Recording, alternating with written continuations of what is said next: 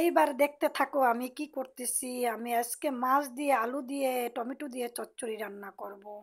প্রথমেই আমি কড়াই নিলাম, ও কড়াই তো নিছি, এর ভিতরে পানি, এর জন্য কড়াইটা আমি মানে পানিটা ফেলাই দিয়ে শুকায়ে নেব কড়াইটা, নাইলে তো গ্যাস খরচ বেশি হবে। ওই পানিটা টানতেও তো সময় লাগবে, তাই না? আর এই তো পানি টানার আগেই আমি কড়াইটা শুকনো করার আগেই আমার আর মন মানতে মানে নাই যে আমি তরকারি দিয়ে ভাত খাবো, এর জন্য সকাল সকালে এই তো সকালে উঠেই আমি ওই মাছগুলো আমি দিয়ে দিলাম।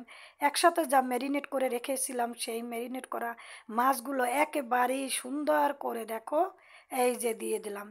এইবার দেখি মেয়ের কাছে যে মেয়ে পড়াশোনা করতেছে কিনা, এসেই দেখি এই অবস্থা। দেখে তো আমার খুব খারাপ লাগলো যে আমার মাছগুলো এত পুড়ে গেল, কিভাবে পুড়ে গেল। যাই হোক, এইবার বলবা যে তোমাদেরকে আমি রান্না শিখাইতে আসছি।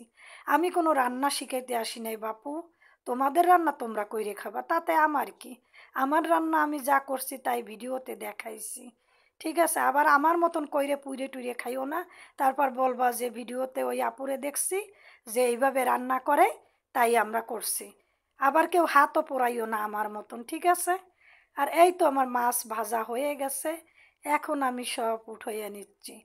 আর এই যে মেরিনেট করা টমেটোগুলো, সেইগুলো দেখো দেখো মাছগুলো দেখাচ্ছি। আর এই যে মেরিনেট করা টমেটোগুলো, সেইগুলো আমি হচ্ছে যে ওই মেরিনেট করা টমেটোর ভিতরে আলু ছিল লুকাইয়ে, সেই আলুগুলো লুকানো আলুগুলোরে বারবার করে বের করতেছি, দেখি কিভাবে বের করা যায়। অবশেষে বের করা হয়ে গেছে।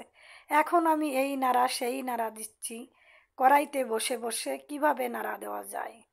এইবার তো আমার হয়ে গেছে। এখন আমি পেঁয়াজ, এটা কি পেঁয়াজ, হ্যাঁ পেঁয়াজ, আর হচ্ছে যে পেঁয়াজ কাটা দুইটাই মিলিয়েই আমি দিয়ে ঘোটাঘুটি ঘোটাঘুটি করতেছি। তারপর ঘোটা করার পরে যাই হোক, হবেই তো একটা, তাই না? সবই তো পেটের ভিতরে যাইবে, কেউ কোনোটাই কি থাকবে? যদি আলাদাও দিই তাও পেটের ভিতরে যাবে, আর দিলেও পেটের ভিতরে যাবে। একভাবেই তো তরকারি রান্না হয়, তাই না? আর এই তো পানি, আর মনে করলাম যে একটু তেল কম হয়েছে, একটু সোয়াই দিলাম। বাপু তেলের যে দাম, যাই হোক তারপর একটু সোয়াই মরিয়ে দিছি। দেওয়ানোর পরে এবার মনে করলাম যে লবণটা মনে হয় দেওয়া হয়নি, এই জন্য আবার লবণটা দিলাম। আর এই মনে করলাম আলুগুলো সেদ্ধ হয়ে গেছে, এখন আমি টমেটোগুলোরেও অ্যাড করে দিলাম। অ্যাড করে দিয়ে এইবার আমি নাড়াচাড়া সুন্দর করে দিচ্ছি। সুন্দর করে দিয়ে এখন আমি পানিটারও অ্যাড করে দিলাম। পানি আনতে যে এত দেরি হয়েছে, আমার মেয়েকে বললাম পানি এনে দিতে, ও যে কি লুজার তা বলার মতন না। যাই হোক, অবশেষে পানি এনে দিছে।